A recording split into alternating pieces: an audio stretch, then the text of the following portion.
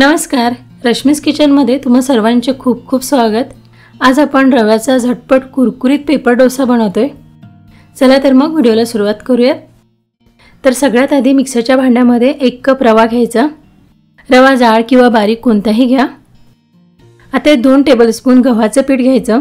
गव्हाच्या पिठामुळे डोशाला बाइंडिंग चांगली येते। त्यानंतर 2 टेबलस्पून बेसन घ्यायचं। बेसन घातल्यामुळे डोसे चवीला छान होतात। 1 चमचा साखर घालायची।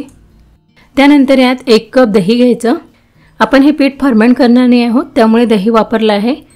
तर 1 कप रव्यासाठी 1 कप दही घ्यायचं आणि आता यात अर्धा ते पाऊण कप पाणी घालायचं आणि हे मिक्सरमधून अगदी बारीक फिरून घ्यायचं।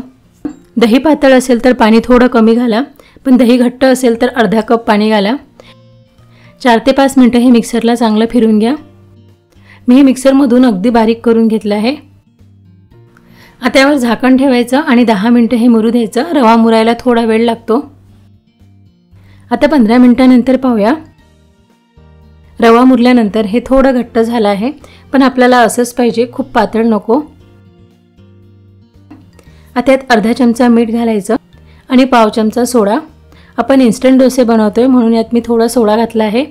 सोडा न घालता सुद्धा तुम्ही तसेही हे डोसे बनवू शकता। सोडा यामध्ये व्यवस्थित मिक्स करून घ्या आणि आता आपण याचे लगेच डोसे बनवून घेऊयात। त्यासाठी इथे गॅसवर मी तवा गरम करायला ठेवला आहे। तव्याला आधी व्यवस्थित तेल लावून घ्यायचे आणि तवा चांगला तापू द्यायचा। तवा तापल्यानंतर यावर थोडं पाणी शिंपडायचं आणि असं कापडाने पुसून घ्यायचं। असं केल्यामुळे तव्याचं टेम्परेचर थोडं कमी होते आणि मग डोसा पसरवताना तव्याला चिपकत नाही। आता 1 चमचा बॅटर घेऊन डोसा तव्यावर पसरवून घ्यायचा। बघा, डोस्यावर जाडी छान पडली आहे। डोसा वरच्या बाजूने सुकला की यावर बटर किंवा तेल घालून घ्यायचं आणि डोस्याला छान गोल्डन ब्राऊन रंग येईपर्यंत डोसा भाजून घ्यायचा। बघा, डोस्याला छान रंग आला आहे। आता आपण काढून घेऊया। बघा, मस्त कुरकुरीत पेपर डोसा तयार झाला आहे। आणखी एक डोसा बनवून दाखवते। प्रत्येक डोसा बनवताना तव्यावर असं थोडं पाणी शिंपडायचं आणि कपड्याने पुसून घ्यायचं। यामुळे तव्याचं टेम्परेचर कमी होते।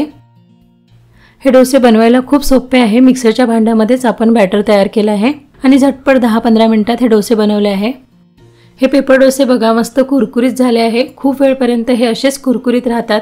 पटकन तयार होतात, बनवायलाही सोपे आहे। डोसेसोबत तुम्ही बटाट्याची भाजी बनवा, चटणीसोबत किंवा सांबारसोबत खाऊ शकता। तर कसा वाटला तुम्हाला आजचा हा व्हिडिओ?